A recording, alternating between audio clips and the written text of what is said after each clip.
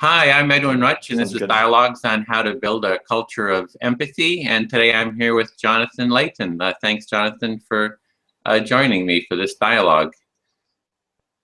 Yeah, thanks for inviting me, Edwin. Yes, I want to give it, yeah, great. So I want to just give a little bit of an introduction. You're a writer, an educator, and a speaker, and a change maker, I saw from your website, and you're working to promote a global system that prioritizes the reduction of suffering in the world by fostering compassion. And you're also, the way I got connected with you is I saw your book, The Battle for Compassion, Ethics in an Apathetic Universe, and also saw your short film based on that as well. I think it's like a half-hour film or so. 20 minutes, yeah. 20 minutes, okay.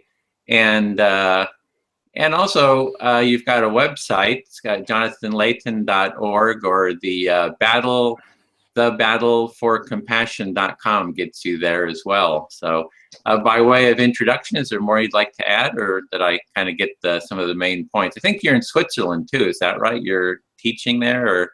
I'm based in Switzerland. I'm actually in Mallorca at the moment, which I'm using as a second base. It's a good place to work on creative projects. It's a bit warmer here, and a lot of other like-minded people here. Oh, nice. So what do you do? I'm trying to make the world better. Oh, Yeah. So, yeah, but is there more you'd like to just say by way of introduction? Sorry. Well, I mean, my background is originally in science. I used to be a research scientist, and over time, my interests shifted from trying to solve, let's say, microscopic problems to do with understanding how cells function, with the original idea that I would somehow be able to contribute to well-being at that level, to a larger, let's say, perspective on the big problems we're facing, and just a curiosity and interest in understanding why there's so much suffering in the world, and also sort of an intellectual journey to understand how can we root our thinking about ethics in some basic principles that have the greatest validity possible. How do we establish our priorities? So my journey was, let's say, it was rooted more in a desire to understand, and then eventually to try to come up with some useful approaches to using this understanding and to seeing how can we actually contribute to making the world a place with less suffering. And it was really in the process of writing my book that which was something I felt I had in me. I had lots of ideas that I wanted to tie together, and really address these questions about what should our priorities be, and what kind of approaches can we actually take. So it's been a process of writing the book, of giving talks, of thinking more about the ideas, and networking with people, and then I put out the short film, which was really just an idea. It was an attempt to communicate the ideas to a larger audience in a more emotionally tangible way. Not everybody has time to read a 250-page book. Even though I tried to make the language accessible, it's still, some thought-provoking ideas that take time to read about. So I wanted to condense some of the key ideas into a short film that ended up being 20 minutes long. And it just came out very recently. It's something it took longer to work than I expected. I thought it was something I could do in a month or two, but I did it myself, and with some collaboration. And yeah, it's a way of getting the word out, getting people to think about what their priorities are. Yeah, I just watched so that's basically where I am right now. Okay. Oh, nice. Well, there's a little bit of a lag in audio, so sorry if I'm, speaking over you. Yeah. So it seemed like from seeing your film and your book, you're saying, well, there's this suffering in the world, and it's like, how can we need an ethics to address suffering, and that compassion is the way forward. So it's like an ethics of compassion, I think, is kind of summarizing. Would you say that that's accurate? Yeah, I would say that the word ethics is used in so many different contexts, and I think it gets very much watered down the way it's used, for example, in a business context, where it's often about values like transparency, for example, and avoiding corruption, of integrity, which are obviously good personal values to have, but they don't really get to the heart of what matters, which is the welfare of other beings. So there's actually, I think, a danger, which is one of the points I make in my film, that we use the word ethics in a way that can lead people to feel that they're being ethical, when in fact they're ignoring the central focus of ethics, which is extending our circle of compassion to others. And so this is a point I've tried to make in my book and in a condensed way in my film, is to say that ethics, and by the way, this is not a new idea. This is, of course, this is essentially a version of the golden rule, which is that we should do unto others as we should do unto ourselves. But I would say we need to go beyond that. It's not just acts of kindness to others. It's not just this sort of reciprocity, or it's a reciprocity that should go further. It should be, if there are situations that we would never want to undergo ourselves, and experiences that we would never be willing to undergo because they're just too extreme, we should do everything we can to avoid others having to go through the same experiences. So you could still say it's an extension of the golden rule, but it's taking things really to the essence. It's saying that our priorities should be focused on the extreme end of the scale,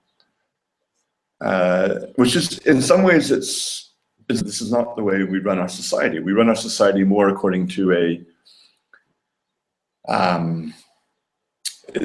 according to a sort of a balance of forces. That's how our democratic process works. There's this utilitarian notion that we should be aiming for the greatest good for the greatest number, which it makes sense. It makes sense that, let's try to make as many people happy as we can.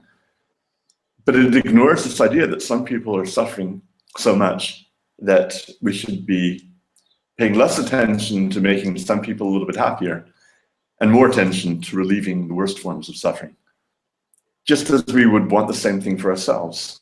If you were being tortured, if you were being imprisoned in solitary confinement in some foreign country, you would want people to say, this is something that requires our attention. So it's really a matter of priority and of urgency. Mm-hmm. Okay.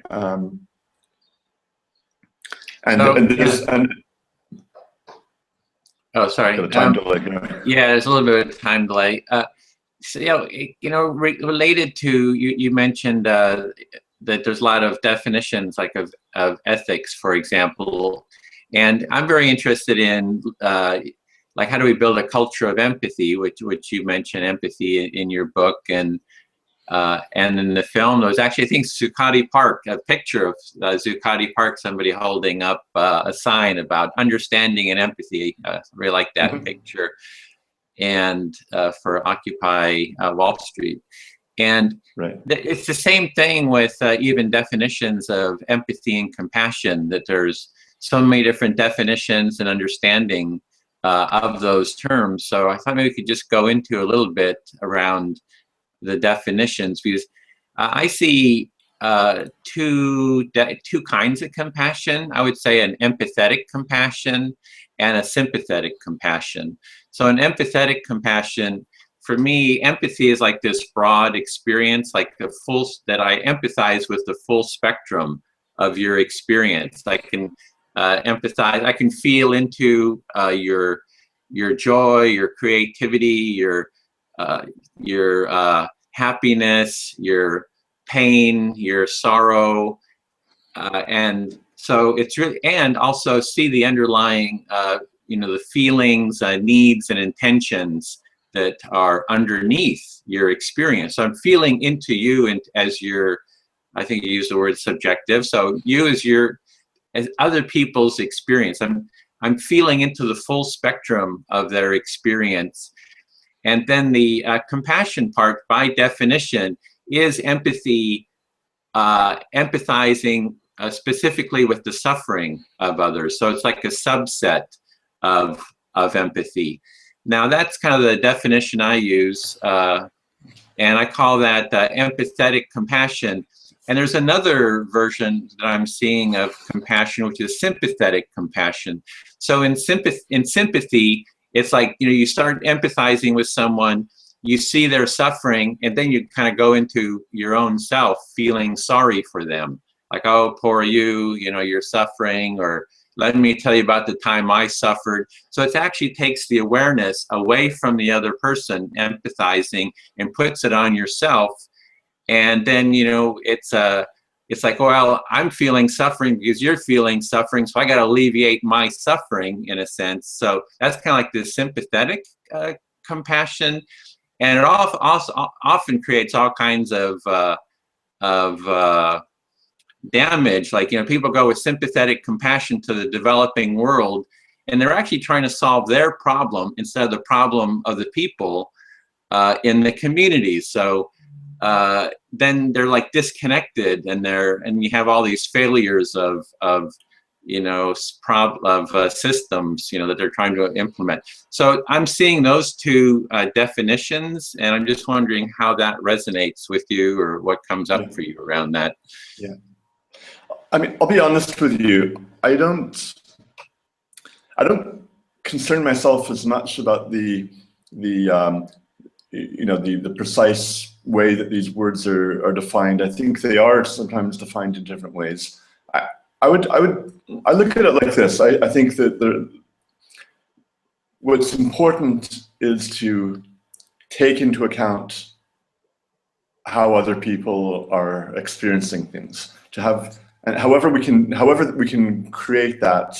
And, you know, I guess this is what you would call empathy. What most people understand by empathy. Is to have some sort of mirroring, but I don't, not necessarily in the sympathetic way that you described before. Just simply to have some sort of emotional reaction to the feelings of others, to consider that what they are experiencing in the world is something relevant, and to, yeah, basically not to sort of objectivize people, but to consider that what they experience is actually the heart of what matters in the world. And then the question is what we do with that. So you know, if we know that there are problems in the developing world of poverty and disease that lead to suffering, then the question is really, how do we take the most efficient measures to relieve it? So I would say there are two steps. One is caring and saying, this is something that matters to me. And the other thing is the next step is something much more practical that requires all kinds of rational tools. You know, what is the problem and what's the most effective way of relieving it? So, I mean, I don't know if you'd like to talk a bit more about that, but, you know, in terms of the, I think that, you know, the key thing is to realize that what happens to another being, whether it's a human or an animal, and you know, the animal suffering is something which is of tremendous importance and is something that people are starting to pay more attention to. That this is something that matters in the world. This is what matters, and once we acknowledge that this is the core of what matters, then we can start to think rationally about it and how to change things so that the subjective experience of others is positive rather than negative, to put things simply. So you're wanting to kind of feel the subjective experience of others and their suffering, and then use rational tools to alleviate that suffering? Is that right? I mean, I have a deep respect for the philosophy of nonviolent communication. It's something I I've only discovered recently. I'd heard about it. I think it encapsulates what empathy is about. It's recognizing that other people and other beings have needs, and that a lot of the suffering in the world and the violence occurs because people are not having their needs met. And this can apply to many different situations. It can apply to all kinds of first relationships. It can occur in conflict situations between countries and different groups. And just generally how we go about making our political decisions. The fact that people have needs, when their needs are not met, they will fight for them. So I think this ties in very closely with the whole idea of how do we build a structure, how do we build a global society that's based on empathy, compassion. It's recognizing that people have needs, and that our priority should be to respond to those needs. So even though I think that the most urgent needs are related to intense suffering, in reality, pragmatically, if we want to shape a better world, we need to attend to the needs of everyone, with the understanding that some needs are going to have to require greater attention than others, just because of the intensity of those needs. But my vision is for a world where we have sorry, just to finish off here. My vision is for a world where everything is, all our political decisions and our economic distribution of resources is based on this basic concept that conscious beings have needs, and we are shaping a world in a way that responds to those needs. So that's what I would say is the bigger picture. And then the urgent part is relieving intense suffering. That should, I think, be our #1 priority, as I say in the film. Yeah, I started off with the definitions. I've interviewed, people like Dan Batson. I don't know if you know him, but he's studied empathy for, 40 years in the academic literature. His name's always there in the footnotes, and he wrote a chapter in a book or a paper on the definitions of empathy, and he laid out at least 8 ways that the term is used. And I've talked with people like Paul Ekman, who writes about compassion too, and he says, "Oh, the literature on empathy is a big mess. It's such a morass, because there's all these different terms, and like, what are we talking about?"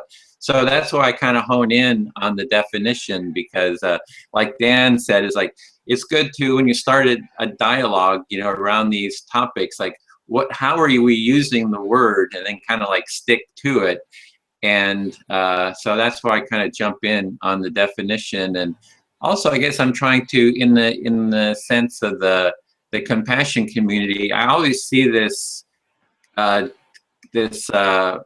difference between empathy and sympathy. And if you're interested in nonviolent communication, which is kind of based on work of Marshall Rosenberg, who is a student of Carl Rogers, who did a lot of work on empathy, using it in the therapeutic realm. And so anyway, in nonviolent communication, they talk about how sympathy is actually a block to empathy. In the sense that if you're empathizing with someone, seeing what their feelings and needs and intentions and so forth are, that if you go into sympathy, it actually blocks your empathy. And I'm seeing just within the compassion community, this kind of like muddlement between empathy and sympathy and how that relates to compassion. So it's something I've been trying to, kind of delve into, and because I think it really is kind of like a foundational, discussion. Like, what are we talking about? It's like, are we talking about sympathy or are we talking about empathy? And it makes really a world of difference, because for me, it seems like the sympathetic approach is actually more almost like moves towards narcissism, in terms of, it's kind of like about your own suffering, you're not really connecting to the suffering of others. So that's why I'm kind of like, really, pushing to kind of dig into this definitions, or, what are we talking about? I think there is a danger of narcissism, well, I do have that impression that there's this view that the way to change the world is to start from yourself. And I don't deny that that's an important concept. The idea that if you're more grounded and aware of your own feelings, you might be more responsive to what others are feeling. It's one possibility that that people that have done work on themselves might be more open to understanding others as well. But there's a little bit too much of this philosophy going around that we don't need to engage with the world. We can look inwards and make ourselves more beautiful internally, let's say, and that somehow this goodness will just radiate out and change the world. Right. Right. It's a bit too much of wishful thinking, and I don't know if this is due. This is probably a different mechanism. It's not. I wouldn't say it's due to seeing suffering and sort of reflecting on it in a narcissistic way. I'm not sure what the exact mechanism is. I think it's more of an idea that we don't have responsibility for so much for others as we have responsibility for ourselves, and I think I think it can be a dangerous message if taken in isolation, because it can de-responsibilize people for actually engaging, for using their own energy to change things. Yeah, I just interviewed Laurie Gruen, who's an ethicist, actually a philosopher and ethicist at Wesleyan University, and she has a new book out called Entangled Empathy. And I really enjoyed that discussion because she's laying out like the ethics of justice and an ethics of empathy in terms of, like, even in our social movements here in the United States, it's all about justice. Like, we need justice and an ethics of justice. And that ethics is based on what you're talking about. It's like, I'm an individual, I'm separate, you're an individual, separate.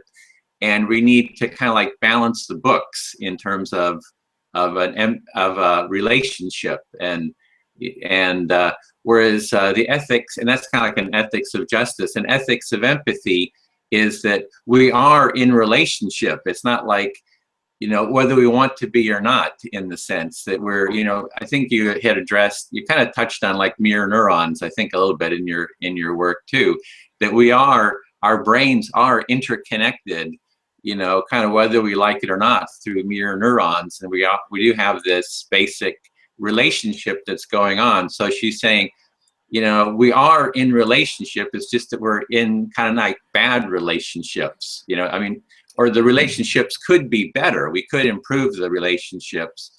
And so there seems to be these two different worldviews of, I'm separate, being, versus, we are in a relationship, and which is kind of what the ethics of empathy and care are kind of based on.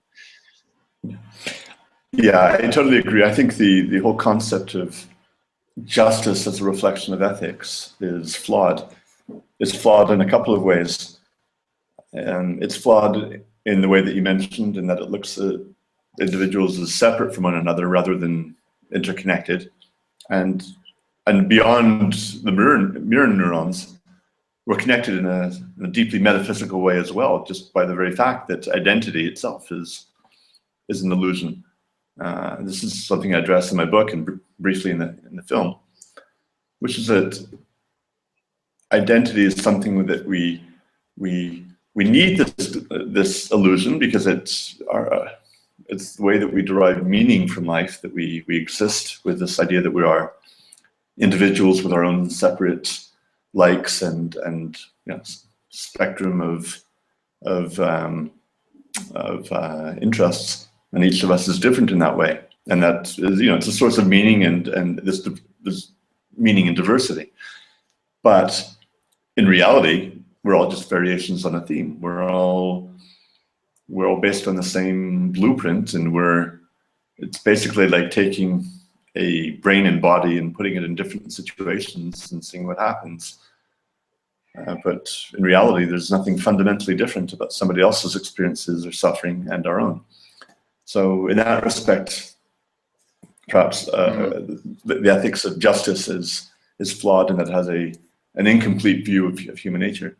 And then there's the other factor. The whole approach to justice is based on some not very empathetic notions, like that of retribution and of revenge, with this idea of this inherent guilt for actions, which is a very sort of narrow way of looking at human behavior. This is one of the points I make. We're part of a system, and our focus should be not on avenging past wrongdoings, but on looking to the future and saying, how can we create a system where these things will not continue to happen over and over again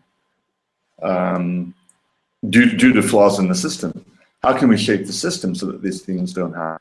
The whole focus on justice in most countries is too much on holding. Well, I don't want to say that people shouldn't be held responsible. On the contrary, but we need to create a system where holding people responsible makes sense. If you have a violent society, you shouldn't be surprised if you get a higher percentage of people committing violent crimes. So, I think justice, it obviously has a role to play in showing people that there are going to be consequences for their actions, but a meaningful justice system based on empathy acknowledges people as operating within a complex, difficult environment, and if we want a gentler world, we need to shape that environment. Well, that might be an overlap then, in terms of that we are in relationship, we are in a system together. And how do we improve that system for the well-being of everyone?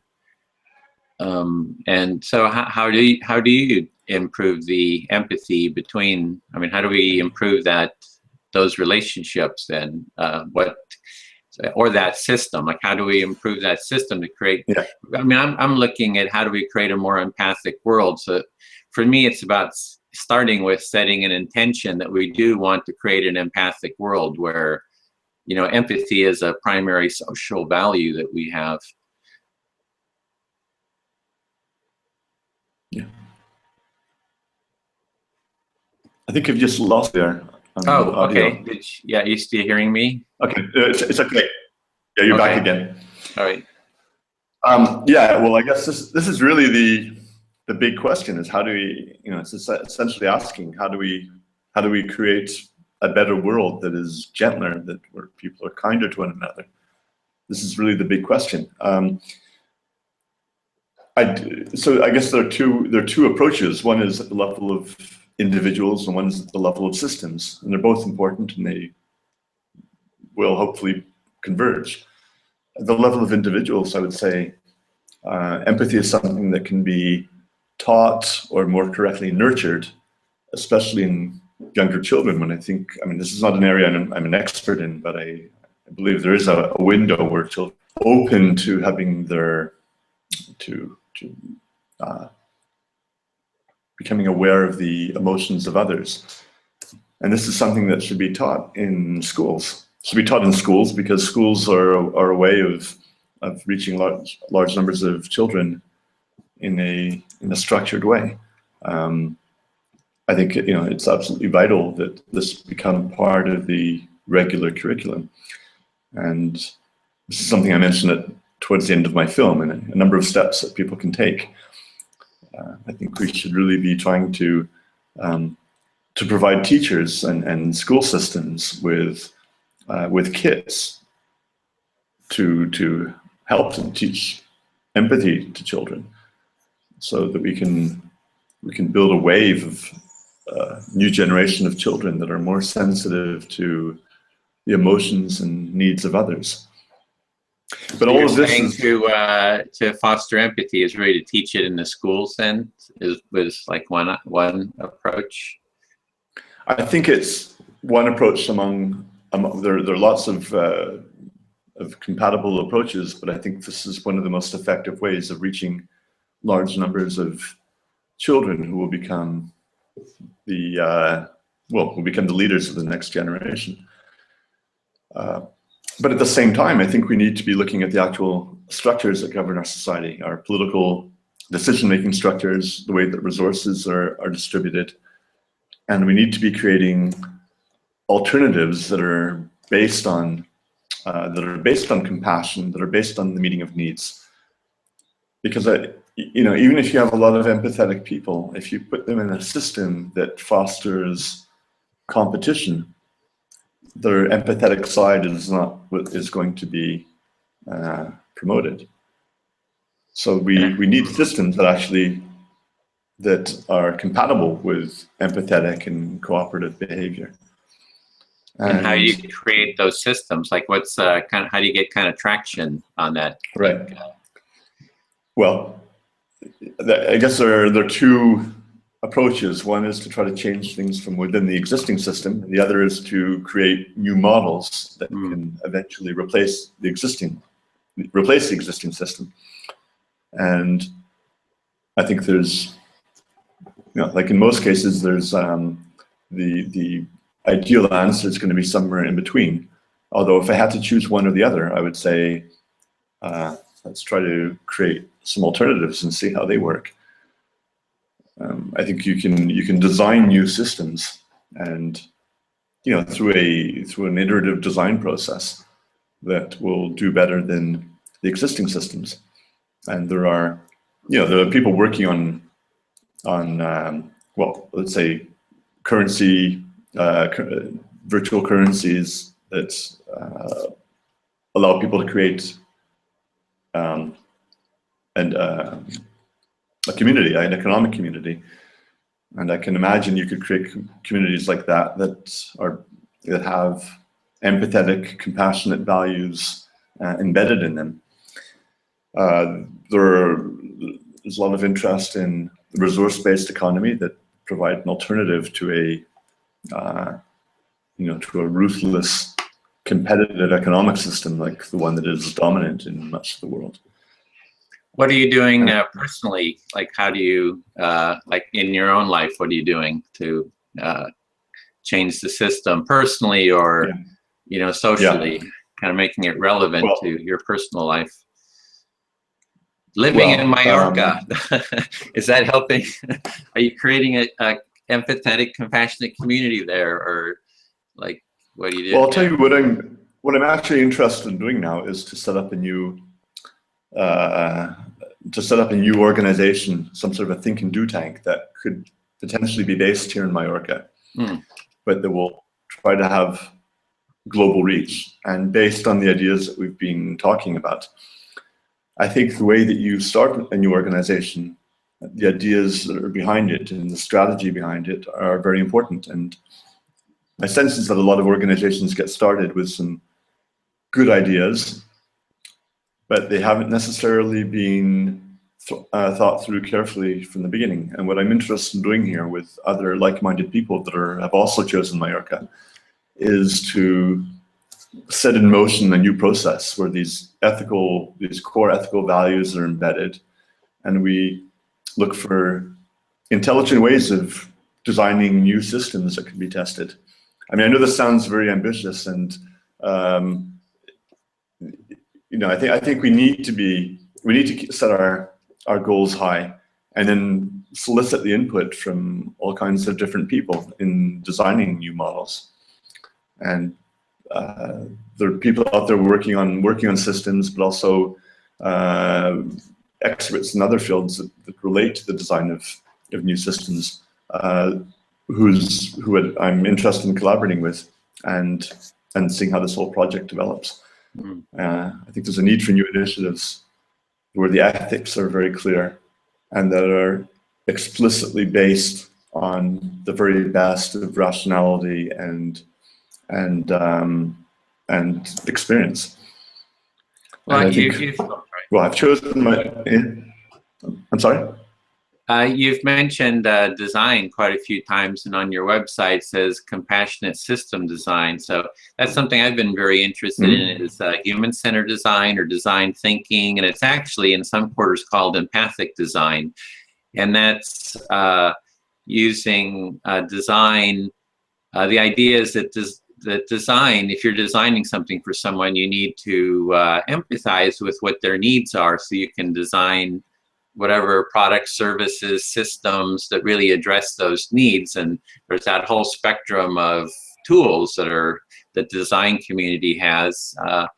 So I like the term empathic design, and also designing for empathy, using all those tools to design for a more empathic culture. So I can imagine if you're wanting to create a community and you're using those tools, having the intention to create a more empathic and compassionate community, that, you know, there's that whole set of tools. And that's something I've been doing here in Berkeley, is we have the empathy movement, and we have a tent, and we set up in downtown Berkeley. And this Wednesday there's going to be a demonstration at UC Berkeley, and I'm going to be taking our empathy tent there to you know, advocate for empathy at that demonstration. So I could really see that you know, I'm hearing that that's what you want to do there. I don't know if is it like a community or like an organization, you know, that you could use these tools to create a more, you know, kind of, so that the means are the end, right? Like you create an organization, you want empathic means to create an empathic ends. Yeah.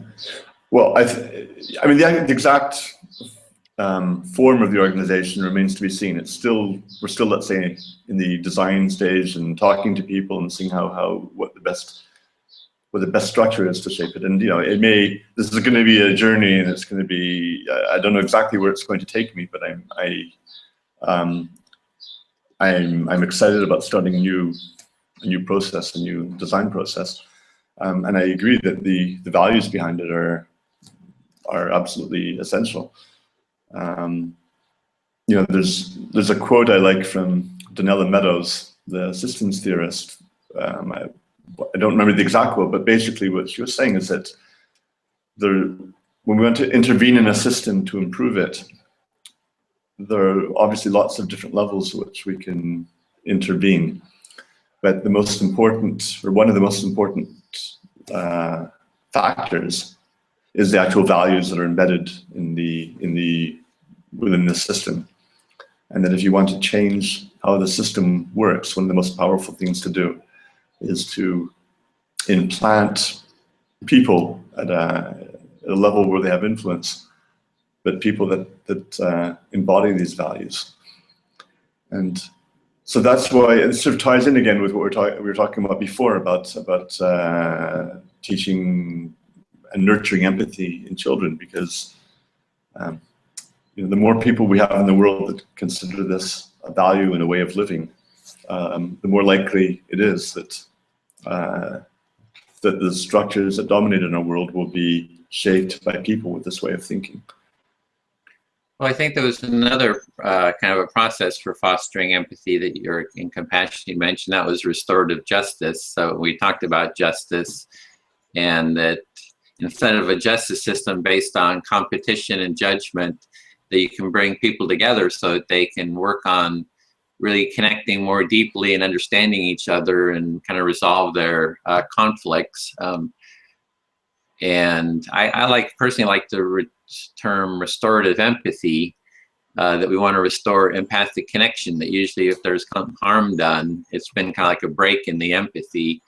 And then there's also, like in your movie or film, you talk quite a bit about being a vegetarian is one way to foster empathy, or compassion too. So those are a couple other ways that I've seen that you mentioned about nurturing or fostering that empathy besides teaching it in schools. Well, the idea of becoming vegetarian or vegan, I look at it slightly differently. I would say I think of it less as a way of fostering empathy, although it can do that as well. But it's also a consequence of empathy. And the reason I say that is that one of the reasons to switch to more of a plant-based diet is simply because there's so much suffering that's inflicted on animals. And so our goal is to get people to empathize with the suffering of animals, and then to take concrete steps that can lead to the alleviation of the suffering. But I agree, I think being a vegetarian can also lead people to be more empathetic. I think the awareness of the suffering of some creatures and taking concrete steps to reduce it will tend to make people more sympathetic to the suffering of others as well. And I mean, I know there's, there are some exceptions. There's some parts of the vegan community that can seem very sort of insular and very protective of their identity, and don't necessarily come across as the most empathetic to other people. But I would say deep down, they do have a very strong empathy, and they with the suffering of animals, and they've become very disillusioned with the behavior of many of their fellow human beings, who seem to disregard the experience of animals as something relevant. But it's all part of a process of creating awareness and of taking actions where we can have an immediate impact. Yeah, just something that was coming to me is like, suffering is such a big part of the book and the film. And I'm wondering, did you suffer a lot, or what is it that brought you to the topic personally? What brought you to this theme of suffering? It's hard to say what it is in particular. I mean, I don't think I've suffered particularly that much compared to many other people in the world. So it's not any particular personal experience. Although I would say that I was exposed in school to the atrocities committed during the Holocaust, and this is also part of my own family history. So I've seen a lot of images of people taken away from their homes and submitted to horrific experiences. And I think this probably resonated a lot with me as a child. And somehow this stayed with me, and I had this desire for things like that never to happen again. And that was the message that we were taught: never again. And yet we see that these things do happen over and over again throughout the world.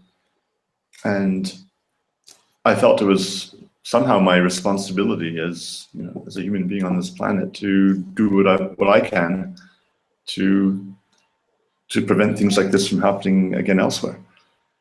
I think we all have this responsibility to do what we can, and to act at whatever level we can, whether it's the kindness we show to others in our everyday lives, which is part of it, but also to make our voice heard, to influence political decisions, and to make sure that the decisions that are made on behalf of us by our governments reflect humanistic values, and that we don't get wrapped up in our insular lives and consider that the suffering that's happening elsewhere is just not our responsibility, because in some way it is. So, yeah, I mean, back to your question, I would say that that's probably what, if I could name one particular factor, it was what I was actually exposed to in school that sensitized me to the suffering that humans inflict upon other humans. And yeah, also when I was doing my PhD, I remember the war that was going on in ex-Yugoslavia. I would go home for dinner in the evenings and watch the war on TV, and it affected me a lot. And yeah, at the time, I didn't see anything that I could do except just watch the images. But somehow I've always had a desire to have some sort of influence, to contribute to well-being. And I think having taken the time to reflect, to write a book, to take time away from what I was doing beforehand, it's made me realize how important communications are, how important it is to find creative ways of communicating with people, and also to be thinking in terms of how can we have the maximum impact, which is often at the level of systems. How can you act at the meta level to impact the way people are doing things, let's say more on the ground level. And you know, we all have different talents, and whatever anyone does to in the interest of compassion is valuable. You know, the way I tend to think is I have let's say more of a scientific mind, and I like to think in terms of systems and processes, and the idea that, you know, if we tinker with a system in the right way, or create something new, we can have greater impact. And that's sort of an idea that's become really my passion, and why I'm so interested in collaborating with other people, including, you know, people that have a lot more experience with me in working with systems, but to bring all this knowledge together to design more compassionate systems. I was hearing that you're looking for having that impact. Are you seeing an area where you could have the maximum impact on the system? Or are you still looking for that area? Or I think, well, that remains to be seen what the different leverage points are going to be. But I do think that nurturing empathy in children is probably one of the areas that will have the greatest impact. You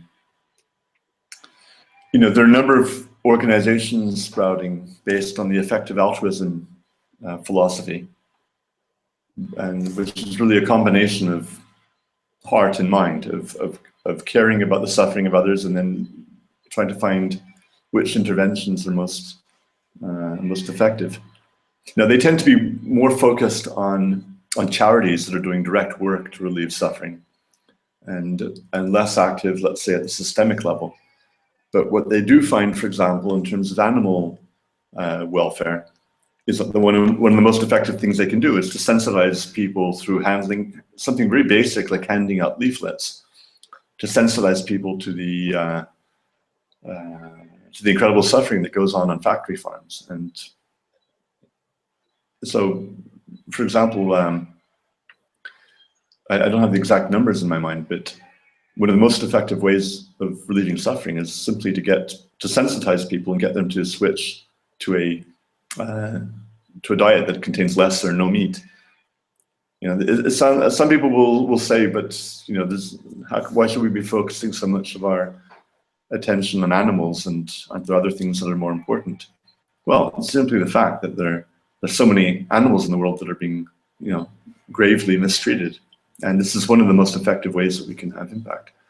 So again, I mean, there are different kinds of leverage points depending on what problems we're trying to solve, but sensitizing people to, you know, by developing empathy, and also trying to get people to remove their support from a system that tortures animals is one of the routes, I think, that that is most important. Well, I'm looking at how do we create an empathy movement. We need an actual movement, an organized movement, and so that's what I'm working on. And actually, you know, I'm very much into, as I mentioned, into human-centered design as the underlying methodology. So, like I said, we set up our empathy tent in downtown Berkeley. You know, we hand out flyers about empathy. It's like, you know, join the empathy movement, and we're kind of asking people, you know, what are their needs for empathy, and we're coming up with different, you know, approaches to create engagement. So I'm wondering, just, you know, kind of shortly, we're going to what do you think about like a empathy movement? You know, creating an empathy movement, or, you know, how does that resonate with you? I think ideally we want people to have concrete things that they can do. I'll be honest with you. I mean, I think empathy is something we want to foster. Now the question is, what is the best way of doing it? Is it telling people about it, or I would say even better is to create situations where people feel it. Now it's obviously a lot more difficult to scale up. And I think this is a big question. What is the most effective way to get people to care about empathy? I guess my main concern is that when it can sound a bit vague, people are used to hearing these words a lot, empathy and compassion, and I think everyone agrees, yes, we need more of it. The question is, what can people do? Because everybody to some extent is empathetic in different kinds of situations. But how do you get people to care, not just about others, but about changing things, changing the system itself? So I guess it's a question that is really effectiveness and what are the most effective ways of fostering a more empathetic culture. I do think that focusing on children might be one of the most promising approaches. I don't. What is your actual feedback? I mean, when you set up these kinds of leaflets, what kind of reaction do you get from people? People tend to say, "Oh, it's hopeless," but good that you're trying. That's big. There's so much cynicism, and people are so hopeless. That comes up a lot. We do empathic listening, so we have a big sign that says "Here to listen." So it is experiential in the sense that people can come and be heard. And we also do empathy circle training. So we have some circle process for learning empathic listening or active listening. And we're actually going to be training in empathic design too. So people can come and learn kind of the basics, the initial basics of how to become a designer, using empathy to interview people, kind of analysis to, hone in on a problem, creativity to kind of brainstorm ideas, and then, prototyping, creating prototypes, and then testing the prototypes, and that being an iterative process. So we are trying to bring in real hands-on things. I hear the same thing, quite a bit about it's very vague and so forth, and how do you make it concrete? So that's definitely something, a design challenge. Like, how might we make the empathy movement not vague and more concrete? So that's definitely something to work on. Yeah, it's the big challenge, the challenge of our times. Well, we should close. Sorry, in closing, is there any final thoughts in terms of anything before we close that you'd like to cover? Or well, no, nothing in particular. Just just maybe as a parting thought is just this idea of thinking big, and that it's sometimes it's disconcerting seeing so much of what's going on in the world, but I do feel that there's a big potential if we bring together enough intelligent, creative minds that are idealistic. And there are a lot of people that really want to do something, and I think we can find creative ways of bringing people together and taking some actions which are, on the one hand, well thought out, but on the other hand, creative and maybe a bit crazy. And I think we probably need a bit of both. I think there's a lot of potential for change, and who knows what the odds are for the long-term future. But I think that the biggest obstacle is often in our minds, and if we can remove that obstacle and really believe that we can accomplish big things together, I think that the probability that we will do so is a lot greater.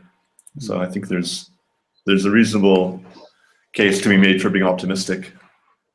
But we need to find more effective ways of bringing people together and changing things. There are a lot of people out there looking for opportunities to do something that will really have impact. And we need to be thinking, really thinking broadly and thinking big and ambitiously. And it's now is the moment. Okay. Well, I hope that this dialogue is part of that. It's like, I think it starts with dialogue, sharing our ideas, our hopes, our intentions, our needs. And so I do believe that these dialogues are part of that. So thank you very much, Jonathan, for this dialogue and sharing your insights. And I hope we can keep in contact and keep this dialogue and this work on empathy and compassion going together. Yeah, thanks for inviting me. It's been fun talking with you, and we'll definitely keep in touch.